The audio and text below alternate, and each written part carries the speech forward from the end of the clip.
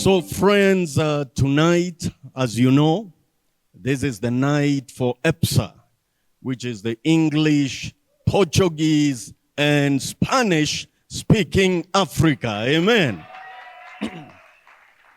We've had an amazing time on the very first day when we began listening from the Middle East and North Africa, and we were blessed as we heard the accounts and as we saw and heard what God is doing in that region led by our very own brother Salim.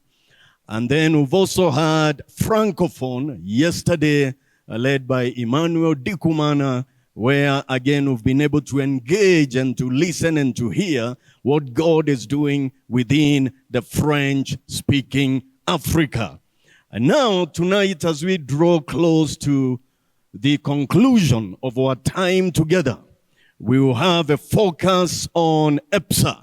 And I want to invite closer to the stage our panelists because we felt the best way to introduce you to the English and Portuguese and Spanish Africa is by hearing stories or accounts of what God is doing in the regions of Africa. We've been going through the book of Acts. We've seen what God did in the book of Acts. And so we would want to hear accounts from this part of Africa. And so our team is coming closer because mine is brief. So on the map, all right, if you could just go one slide back. All right, right there. So this is the English, Portuguese, and Spanish-speaking Africa. Of course, it's defined by the various colonial or languages that ruled or colonized Africa. Now, that's another debate.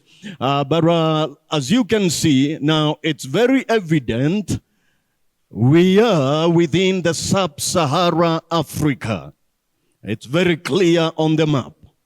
And thank you, Dr. Ramsey, for the Macedonian core, which has come out very clear that we can no longer say, like we say in Africa, from the Cape to Cairo. Now we should leave here saying from the Cape to Saudi. I thought Saudi a big amen.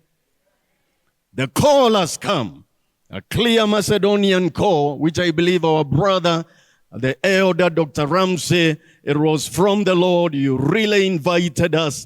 And I know many of us fear going to the Middle East because often we hear all the stories, including of Africans who suffer in various ways. But here we are hearing from an elder, they need us because the Lord needs you there. There are people who go all the way for what? For work. You do have work. And today we've been given that call. And so, friends, we can no longer just remain within this sub-Sahara Africa. The call is clear to the north. I'm now speaking to the EPSA people. It's clear we need to push upwards. And we do have a number of efforts that are doing that, including what we call the reverse mission or the Go North mission, which we will not talk a lot on it tonight, but there is a lot that is happening as believers keep pushing towards the north from the sub-Sahara Africa, including more so as well from the English-speaking Africa. So this region, my co-leader is Esther. I'll ask her just to stand and wave. So we lead the region with her. And then my predecessor is also here. And my other predecessor, that is Nana Yao, was my predecessor. And before him, there was Gideon Palamalam. So we are in good hands in this region, having our predecessors still around.